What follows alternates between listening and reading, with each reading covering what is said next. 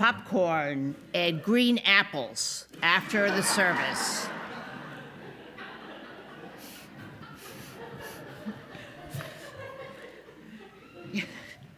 You'll find Ron Hall in the next building by following the crowd through this door or the front doors, or ask the ushers.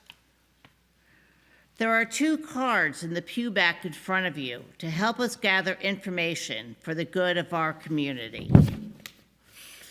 Use the QR code on the Rainbow Chalice card to sign up for our newsletter and to receive a welcome letter from our minister. Or if you prefer, fill the card out by hand. The card with the red heart and chalice is for the sharing of a joy or sorrow. If you fill out either of these cards, please put it in the collection plate as it comes around. After the story for all ages in the offering, we sing short responses. The lyrics are printed in the order of service. Church announcements are emailed to members and friends on Tuesdays and Fridays. Check your email for complete details about the following. Congratulations to former UUCS member Bonnie Bargerin, who won last Sunday's coffee drawing. If you are with us on YouTube this morning, text or email Reverend Lisa Day before the end of the service to enter into a drawing for the gift card to the coffee shop in your city. Her phone number was in the Friday blast and the April newsletter. Her email address is minister@uusavannah.org. We will be celebrating Bill Pearson's life in a memorial service here in the sanctuary on Saturday, April 18th at 11. A reception will follow at Bill's favorite restaurant, Kayak Cafe, Midtown location. With the lighting of the chalice, symbol of our Unitarian Universalist faith, we enter into a sacred time. Our chalice lighter this morning is Abby Powell. Life is a gift for which we are grateful.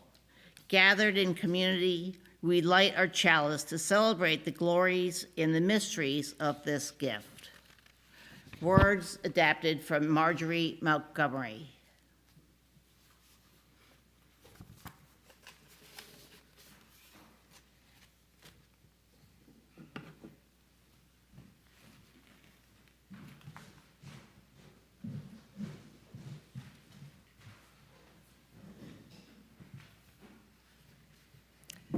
Each time we gather for worship, a new body is created. Never before has quite this same congregation come together, and never again. The weekly recreation of this faith community brings the possibility of new consciousness. Together may we see the familiar with new eyes, hear the familiar with new ears, sing and say the familiar with new voices. Come, let us worship together. Please rise now in spirit or in body for our hymn number 347 in the gray hymnal, Gather the Spirit.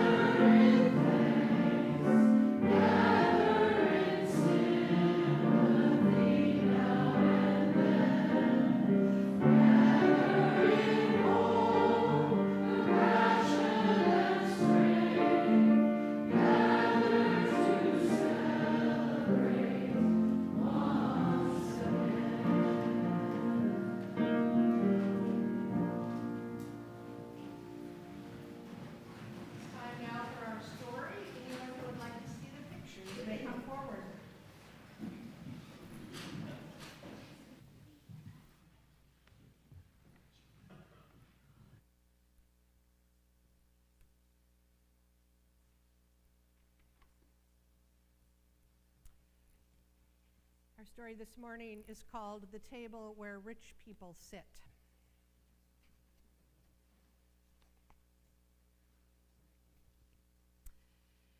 If you could see us sitting here at our old scratched up homemade kitchen table, you'd know that we aren't rich. But my father is trying to tell us we are. Doesn't he notice my worn out shoes, or that my little brother has patches on the pants he wears in first grade? And why does he think that old rattle-trap truck is parked by our door? You can't fool me, I say, we're poor. Would rich people sit at a table like this? My mother sort of pats the table and she says, well, we're rich and we sit here every day. Sometimes I think I'm the only one in my whole family who is really sensible. Maybe I should mention that my parents made this table out of lumber somebody else threw away. They even had a celebration when they finished it. Understand, I like this table fine. All I'm saying is you can tell it didn't come from a furniture store. It doesn't look like a table where rich people would sit. But our mother thinks that if all the rulers of the world could get together at a friendly wooden table in someone's kitchen, they would solve their arguments in half the time. And my father says it wouldn't hurt to have a lot of cookies piled up on a nice blue plate that everyone could reach without asking.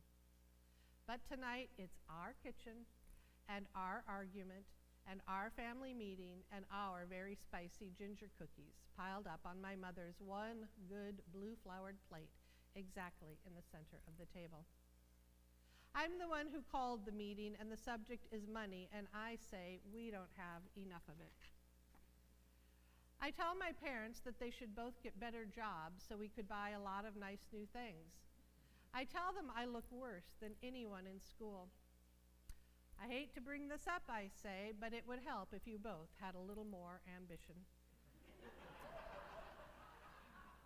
They look surprised. You can see they never think about the things we need.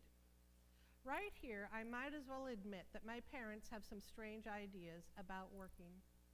They think the only jobs worth having are jobs outdoors. They want cliffs or canyons or desert or mountains around them whenever they work.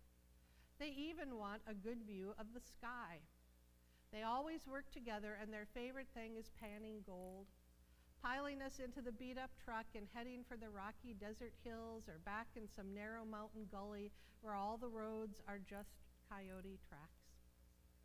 They love to walk the wide arroyos and the dry stream beds where little flecks of gold are found.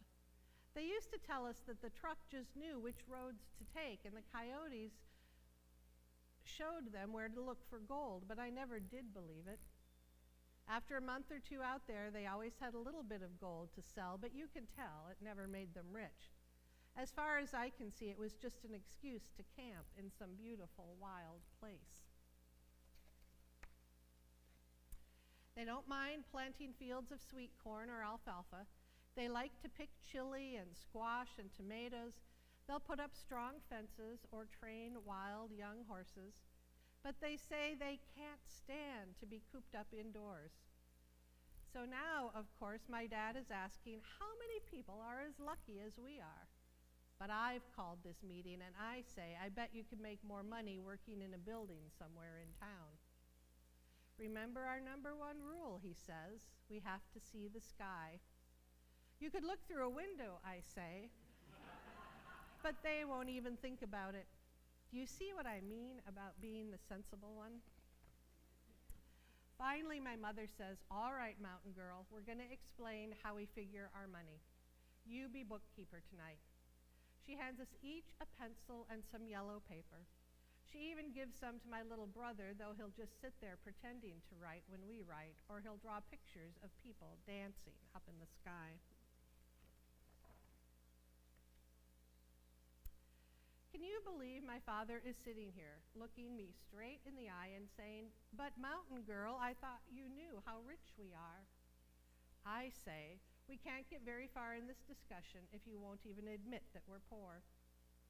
I'll prove it to you right now, he says. Let's make a list of the money we earn in a year. How much is that, I ask. I'll write it down. But he says, not so fast. We have a lot of things to think about before we add them up. What kinds of things? My mother says, we don't just take our pay in cash, you know.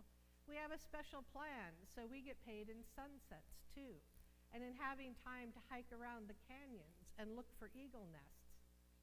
But I say, can you give me one single number to write down on this paper? So we start with $20,000. That's how much my father says it's worth to him to work outdoors where he can see the sky all day and feel the wind and smell rain an hour before it's really rainy. He says it's worth that much to be where, if he felt like singing, he could sing out loud and no one will mind. I have just written $20,000 when my mother says, you better make that $30,000 because it's worth at least another 10 to hear coyotes howling back in the wind in the hills. So I write 30,000. Then she remembers they like to see long distances and faraway mountains that change color about 10 times a day. That's worth another $5,000 to me, she says. I'm not surprised because my mother claims to be an expert on mountain shadows in the desert. She says she can tell time by the way the colors change from dawn to dark. I scratch out what I had written and write $35,000. My father thinks of something else. When a cactus blooms, you should be there to watch it because it might be a color you won't ever see again any other day of your life. How much would you say that color is worth? 50 cents, my brother asks. But they decide on another 5,000, so I write down $40,000. But I'd forgotten how much my father likes to make bird sounds. He can copy any bird, but he's best at white-winged doves and ravens and red-tailed hawks and quail. He's good at eagles, too, and great-horned owls. So of course he has to add another 10,000 for having both day birds and night birds around us. I cross out what I had and I write 50,000. Now my mother said, let's see what our mountain girl is worth to us. I'm beginning to catch on to their kind of thinking, so I suggest I'm worth $10,000, even though my little brother has begun to laugh. Don't underestimate yourself, my father says. Remember all those good lists you make for us. He's right, I do. I make the list of the best books each of us has read, and a list of all the ones we want to read again. I also made a list of all the animals each one of us has seen and the ones we still most want to see out in the wild, not a zoo. Mine is the mountain lion. I've dreamed of him 4 times and I've already seen his track. My father chose a grizzly bear. My mother wants to see a wolf and hear it call, and my brother can't decide between a dolphin and a whale. I remember every one because I make the lists. They end up deciding I'm worth about $1 million. I say I don't think I am, but I write it anyway. In fact, it turns out that each one of us is worth $1 million, so we have $4,050,000. Then I realize I want to add $5,000 myself for the pleasure I have wandering in the open country alone, free as a lizard, not following trails, not having a plan, just turning whatever way the wind turns me. They say that's certainly worth $5,000, so that makes $4,055,000. Finally, my brother says to put down $7 more for all the nights we get to sleep outside under the stars. We all say $7 doesn't seem enough. We talk him into making it $5,000. So now my paper says $4,060,000, and we haven't even started counting cash. To tell the truth, the cash part doesn't seem to matter anymore. I suggest it shouldn't even be on a list of our kind of riches. So the meeting is over. The rest of them have gone outside to see the new sliver of moon, but I'm still sitting here at our nice homemade kitchen table with one cookie left on my mother's good blue-flowered plate, and I'm writing this book about us. I kind of pat the table, and I'm glad it's ours. In fact, I think the title of my book is going to be The Table Where Rich People Sit. Thank you for being such good listeners. We will sing you on your way.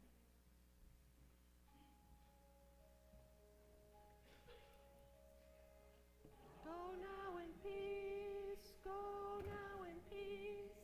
May the love of God surround you everywhere, everywhere you may go.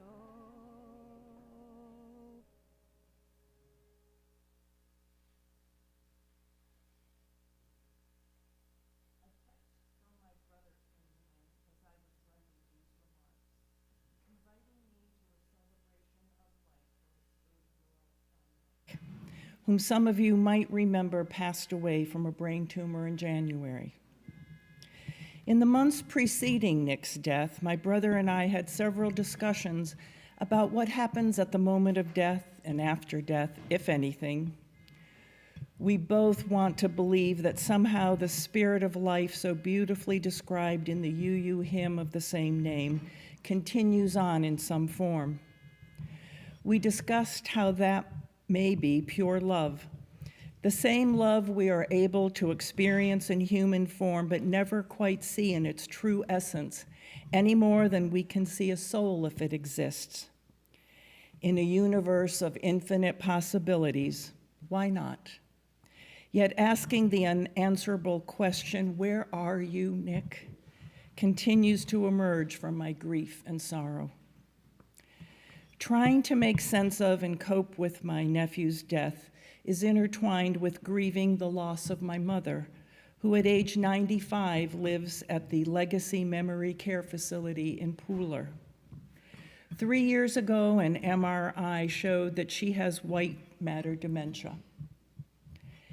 In Robert Frost's poem, Trial by Existence, he proposes the notion that the soul chooses the life. Did my nephew choose to have a short life, but one in which he completed graduate school in England, traveled all over Europe, married a young woman from Paris, and lived and worked in London with the love of his life? I want to hope that this could be true, that a fierce love was at the center of the choice his soul made to choose this brief life.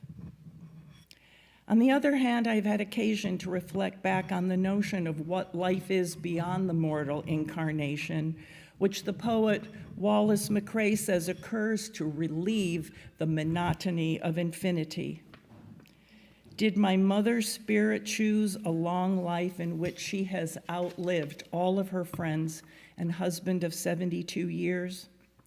Is living with dementia a better choice than going back to an infinity of sameness? In the same universe of endless possibilities, why not? We collectively chose not to tell Mom about Nick's death. We try to avoid answering her questions about where her husband and parents are, redirecting her attention to something she likes or sees. I know that one of the 10 Commandments amounts to thou shalt not lie, but we see these omissions, deflections, and distortions as kindnesses, not as white lies.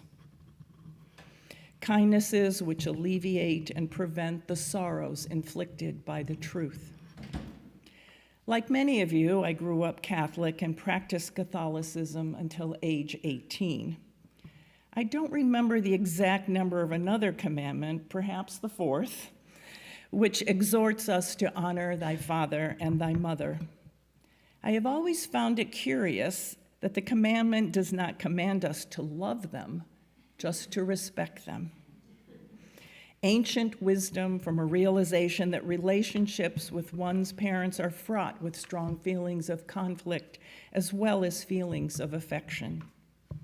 My relationship with my mother was not an easy one growing up, and when I left home for college at age 18, it was with the clear intention of never living under the same roof again. I freely admit that just sharing these feelings with you makes me feel that I am not honoring her in the way the commandment intends. When my father was dying, I asked if there was anything I could do for him. He replied, "Take care of your mother." And so I do. It would seem that Catholic guilt and holy obligation never quite go away. But as it turns out that experiencing grief over these losses, I also began to discover the importance of forgiveness on the path to acceptance. When my mother isn't able to say my name, but instead says, "You are the one who looks like me," I can begin to draw comfort from looking in the mirror and seeing her face. When I look at the body of this woman and wonder, "Where are you, Mom?" I try to redirect myself towards providing a loving word or gesture. Mother Teresa often said that it isn't how much we do, but how much love we put into what we do. When I visit my mother, I try to keep love and patience at the forefront of my mind. I am the one here who bears witness to her life. My college roommate lost her 92-year-old mother to dementia. One of the last times she saw her mother said to her, "I don't know you, but I know I love you." And there it is, love at the center. That even if I don't know my mother any more than she knows me, I will remind myself that love and her soul are at the center.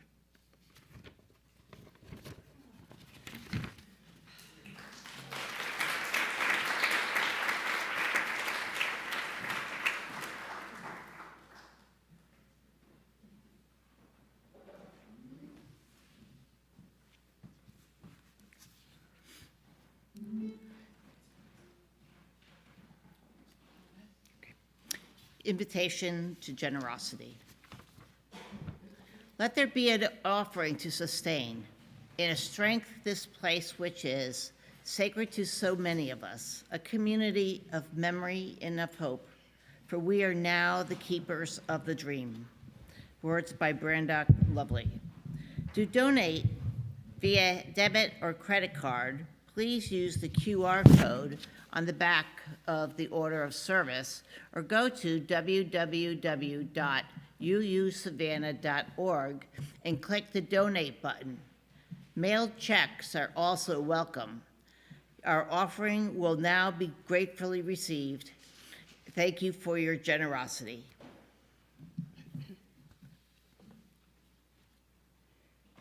Spring, the sweet spring, is the year's pleasant king. Then blooms each thing, then maids dance in a ring. Cold doth not sting, the pretty birds do sing. Cuckoo, chuck, chuck, poo-wee, too-wee, too-woo.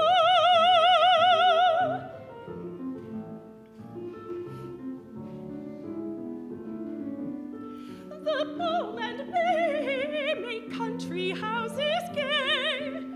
Lambs frisk and play, the shepherd pipes all day.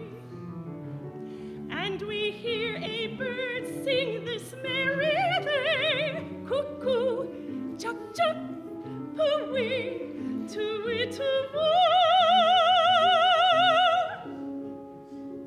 The fields breathe sweet, the daisies kiss our feet, young lovers meet, old wives a sunning sit. In every street, these tunes our ears do greet. Cuckoo, chuck, chuck, poo-wee, too-wee, too-woo. Spring, the sweet spring.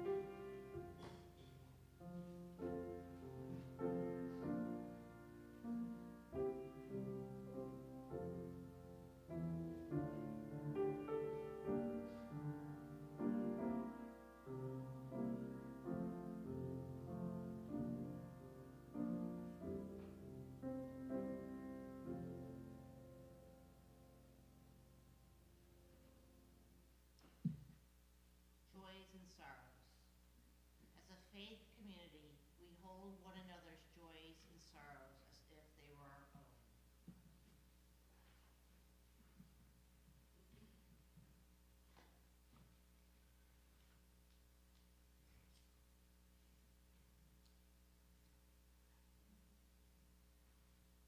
For the images sent from our astronauts this week, which remind us of the uniqueness of our small home, our place as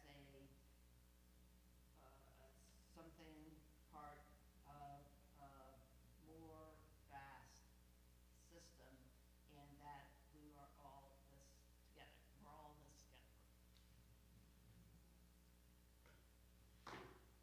My joy is also similar about the Artemis 2.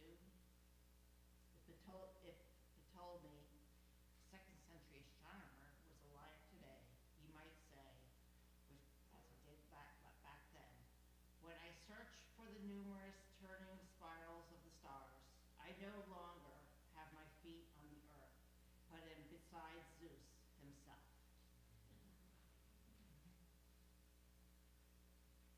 Let us hold all our joys and sorrows, spoken and unspoken, in our hearts as we join together in the responsive readings found in the order of service. Sorrow is everywhere, yet joy is reborn. As we mourn together, so we celebrate together. It offer thanks that we are not alone. So may it be now and in all the days to come.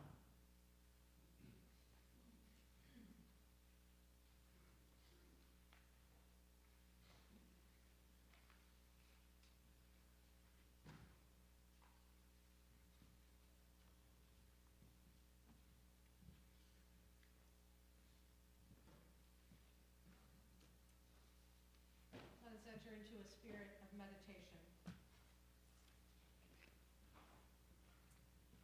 Words of meditation this morning are for the conclusion of our Step Up to the Plate stewardship campaign.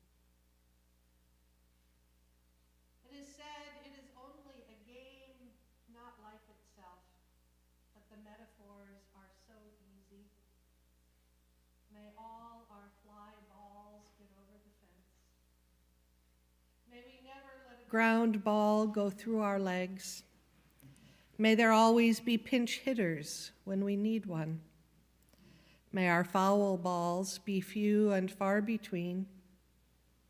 If we feel we need to be daring, may we safely steal second. When our friends and family require it of us, may we be willing to sacrifice. May we always reach home safely.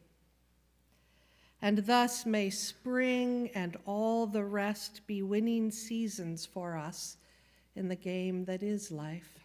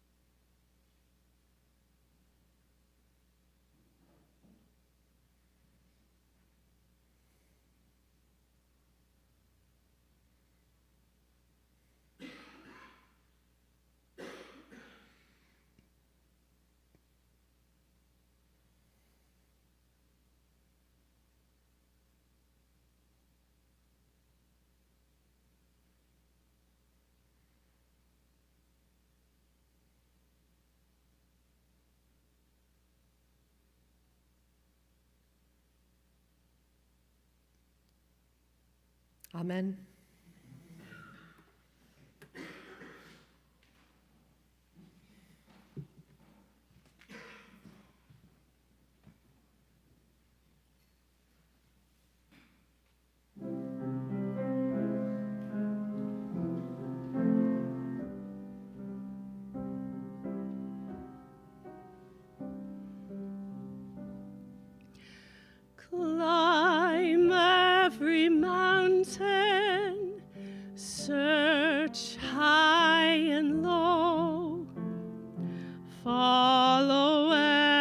every byway, every path you know. Climb every mountain, ford every stream, follow every rainbow, till you find your dream, a dream that will need all the love you can give. Every day of your life, for as long as you live. Climb every mountain, ford every stream, follow every rainbow, till you find your dream.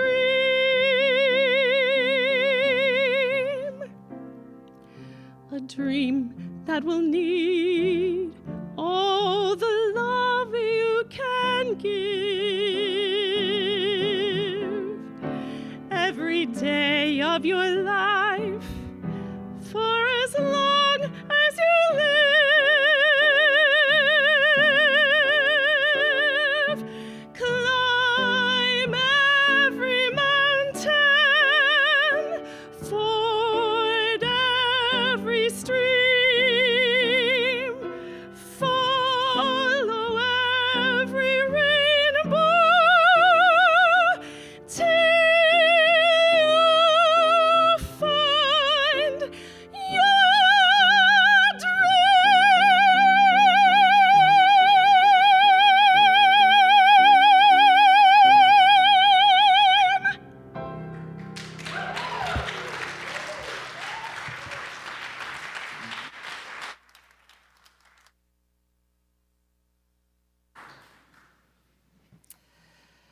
Our first reading this morning, a poem by Edward Hirsch, Mergers and Acquisitions.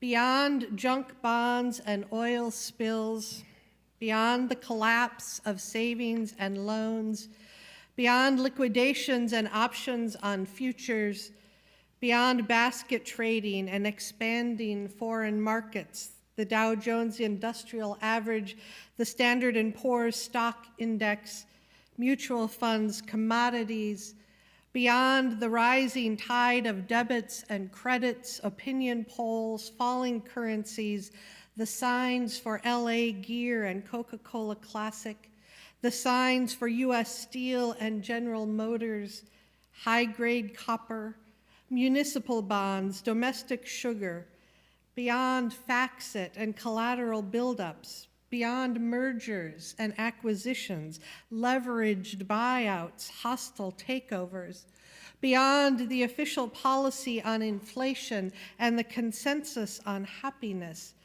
beyond the national trends in buying and selling, getting and spending, the market stalled and the cost passed on to consumers, beyond the statistical charts on prices, there is something else that drives us, some rage or hunger, some absence smoldering like a childhood fever vaguely remembered or half perceived, some unprotected desire, greed that is both wound and knife, a failed grief, a lost radiance.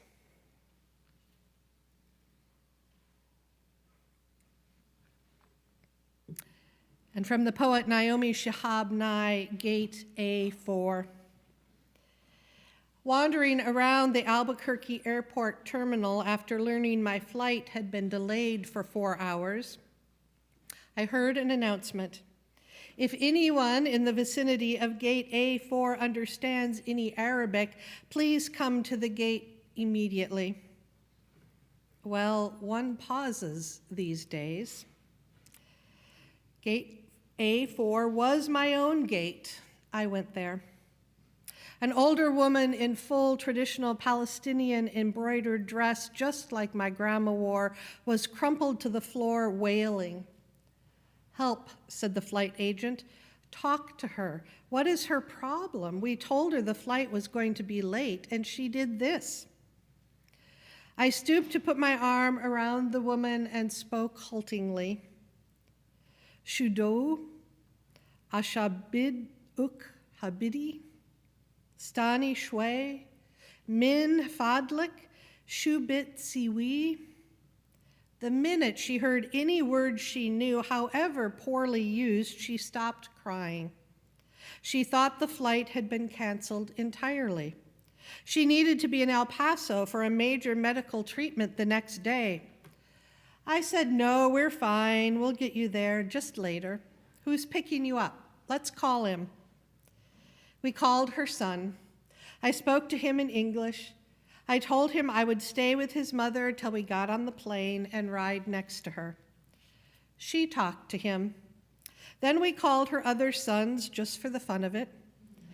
Then we called my dad, and he and she spoke for a while in Arabic and found out, of course, they had 10 shared friends. Then I thought, just for the heck of it, why not call some Palestinian poets I know and let them chat with her? This all took up 2 hours. She was laughing a lot by then, telling of her life, patting my knee, answering questions. She had pulled a sack of homemade mamoul cookies, little powdered sugar crumbly mounds stuffed with dates and nuts, from her bag, and was offering them to all the women at the gate. To my amazement, not a single woman declined one. It was like a sacrament. The traveler from Argentina, the mom from California, the lovely woman from Laredo, we were all covered with the same powdered sugar and smiling. There is no better cookie. And then the airline broke out free apple juice from huge coolers, and 2 little girls from our flight ran around serving it, and they were covered with powdered sugar too. And I noticed my new best friend, by now we were holding hands, had a potted plant poking out of her bag, some medicinal thing with green furry leaves. Such an old country tradition. Always carry a plant, always stay rooted to somewhere. And I looked around the gate of late and weary ones, and I thought, this is the world I want to live in. The shared world. Not a single person in that gate, once the crying of confusion stopped, seemed apprehensive of any other person. They took the cookies. I wanted to hug all those other women too. This can still happen anywhere. Not everything is lost. Here end the readings. Will you rise in body or spirit for hymn number 404, What Gift Can We Bring?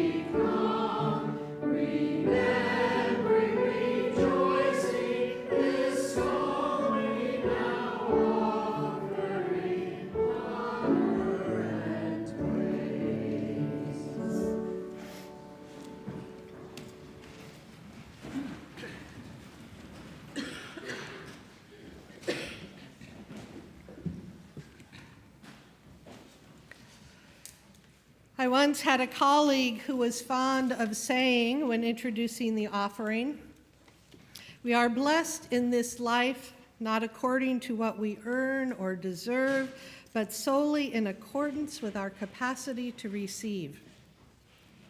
And I knew a congregant who sat in the pew and fumed every time he heard those words. "Tell that to a neglected child," he'd mutter, "or an abused spouse or a homeless person. It's just another way of blaming the victim." I respected both of these individuals. They're both long gone. I can name them. One was my childhood minister, the other my father. I learned a lot from peeking through each one's unique and thoughtful perspective on life. So their dueling points of view on this matter long rattled around in my head, seeking reconciliation.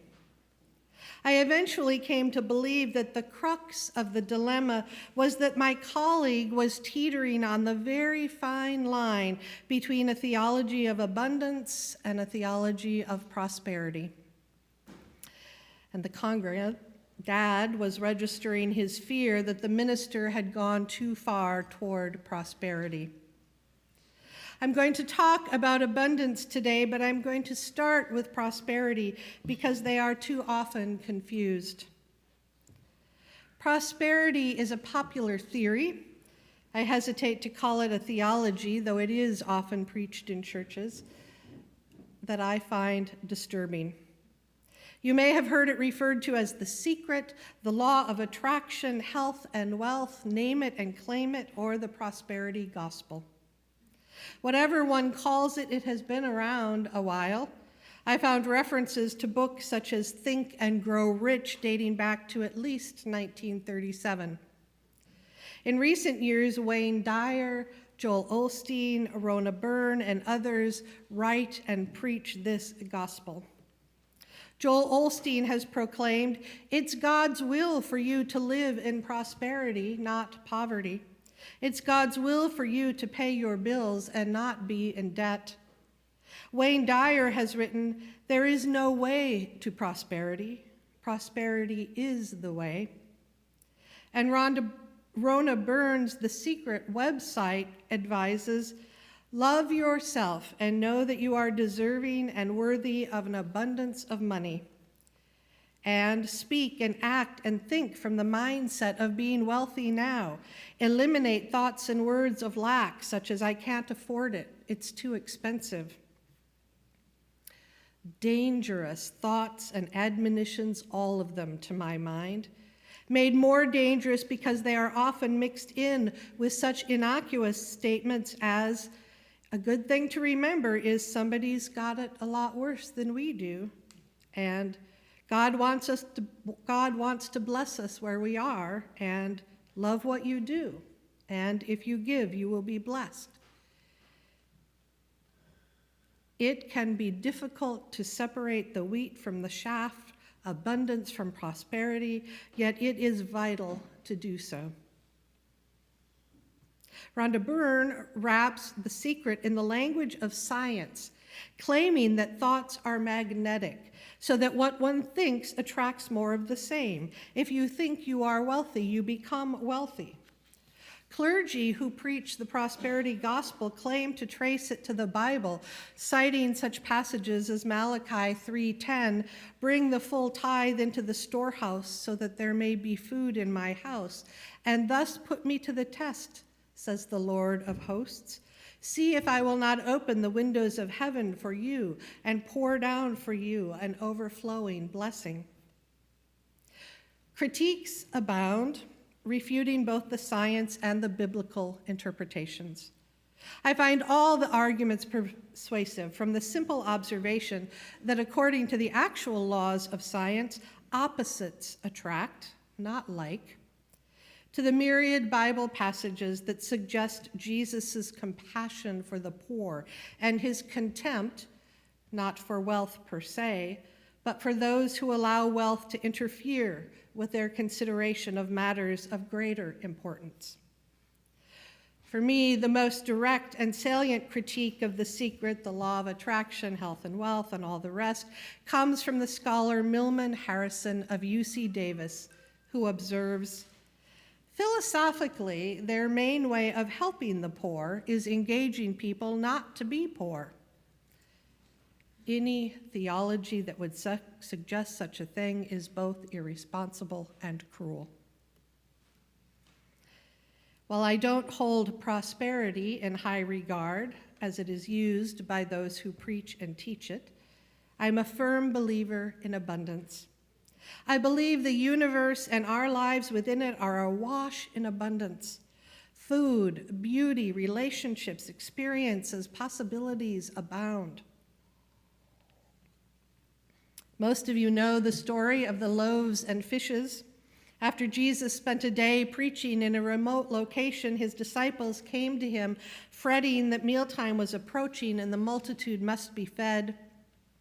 They had between them just 5 loaves and 2 fish, meal enough for perhaps 6 or 8 people, not nearly 1,000 times that number. Jesus blessed the food and ordered it distributed. And the story tells us all ate and were filled, and they took up 12 baskets of the broken pieces and of the fish. Those who had eaten the loaves numbered 5,000. This is not the story of a miracle, though it is often referred to in that way. It is a story of abundance, a natural, not supernatural abundance that is made manifest whenever we open ourselves to the common good and share of our hearts and our possessions and our food as we are able, much like the unfolding of events in Naomi Shihab Nye's Gate 4a.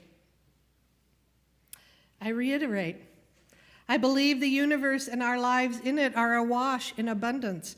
Food, water, healthcare, natural beauty, educational opportunities, works of art, justice, relationships, experiences, possibilities.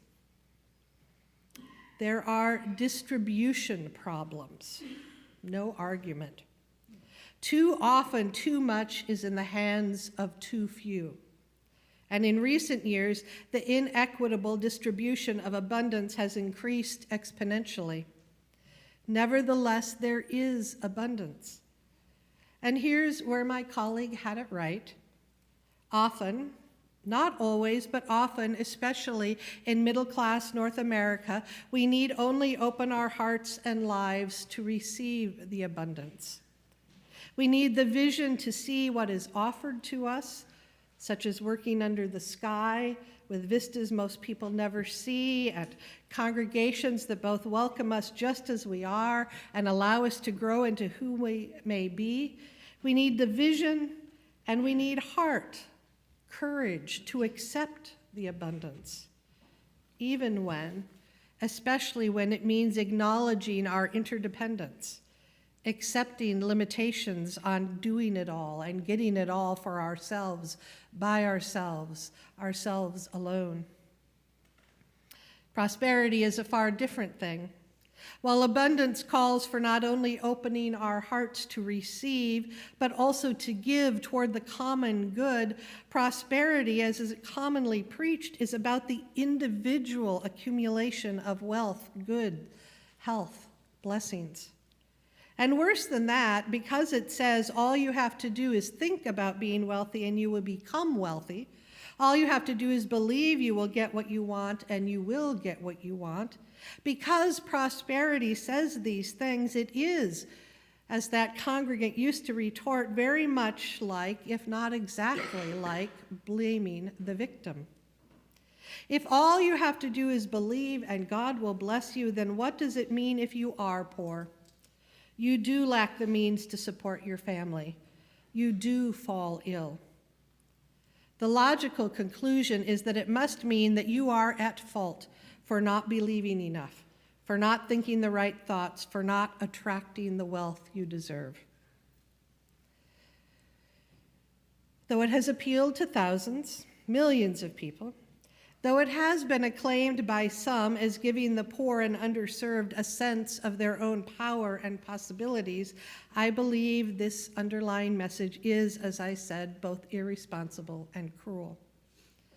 To put it another way, the narrator of this morning's story initially viewed the world through the lens and her family's finances through the lens of prosperity. Over the course of their discussion, her parents helped her shift toward a lens of abundance. Still, Mountain Girl has a point. Families do need cash as well as spectacular vistas, and churches need cash too. Our board here at the Unitarian Universalist Church of Savannah set a goal of $180,000 for our 2026-2027 stewardship campaign. The discussion leading up to the decision that set that goal took, as we say, a minute. We discussed all the things. $180,000 is more than last year's goal, which we met by just a whisker. Yet, despite the death of one of our most generous donors, we met last year's goal. Some people have left the church, taking with them their significant pledges. But attendance, including online and in-house, regularly numbers over 100 children and adults, on par or slightly above last year's attendance, despite the folks who have stopped attending. Wouldn't it be discouraging, demoralizing if we set such a goal and failed to meet it? Maybe, but the spirit of hope and possibility is palpable here, Sunday after Sunday and at other times. Great music, soul-touching life at the center offerings, a packed house for singing the resistance, a group of newer members and longtime members gathering for coffee each week before service, revitalized covenant groups. But the times we live in, enough said. Still, 17 new people have become members since this time last year. Back and forth, yes, but, yes, and prosperity, abundance, prosperity, abundance. Our immediate past president, Steve Hutter, during his 2 years on the board, used to urge us to step forward in faith. This year's President Jessica Levitt Otara spoke of being aspirational. So in the end, the goal of $180,000 was set with no dissenting votes. More than any of the considerations I recounted just now, I believe the board was called to the decision it made by two factors: its sense of this congregation's abundance and its sense of this congregation's generosity. I'll get back to our pledge drive in just a moment. First, let me say a few words about generosity unconnected to the congregation. Generosity arises from individuals and communities truly living with and from a place of abundance. Generosity is the natural outpouring of love, time, service, expansive connectedness, and money that flows freely from a deep and abiding sense of abundance. Generosity is what our board and I believe will flow from each of you and all of you together to meet our stewardship goal. We know, because you tell us and because we sense it in our every encounter with you, we know you know this congregation to be a well of abundance.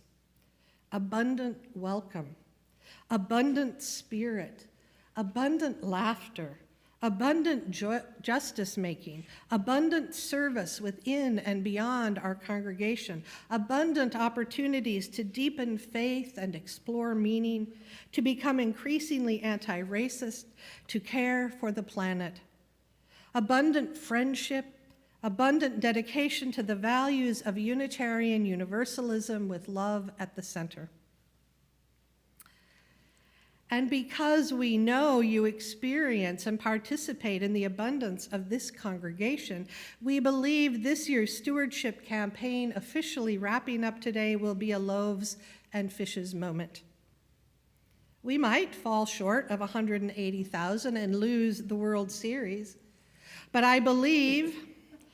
we believe we'll at least bring home the pennant.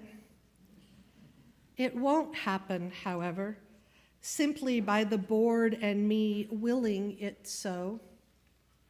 As Derek Jeter said, you don't just accidentally show up in the World Series.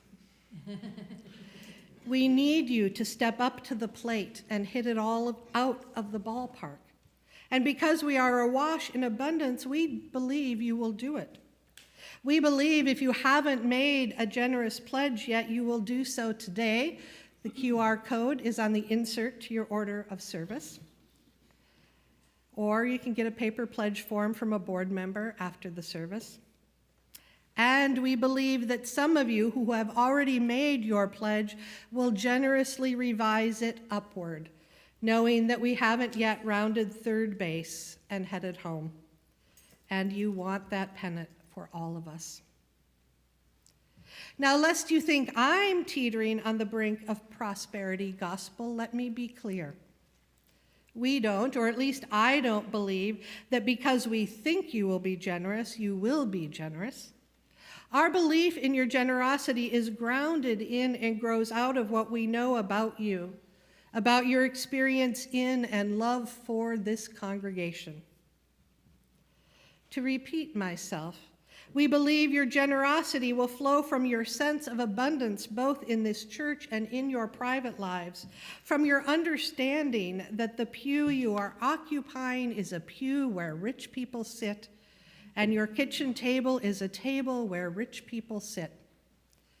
And it will flow from your abundant gratitude that this church was here when you needed to discover it, from your abundant desire to ensure that it is here when the next person or family who needs it comes looking. Prosperity, said Calvin Coolidge, is only an instrument to be used, not a deity to be worshiped. It may be that most of us are feeling far, far from prosperous in this perilous time. We can rejoice, nevertheless, in our abundance and use that as an instrument to bless our beloved church and the communities it serves. Amen. Amen. Our closing hymn is in the Teal Supplement, number 1024, When the Spirit Says Do. We will sing it through 4 times. Spirit says do, Spirit says laugh, Spirit says give, Spirit says do. Please rise in body or spirit.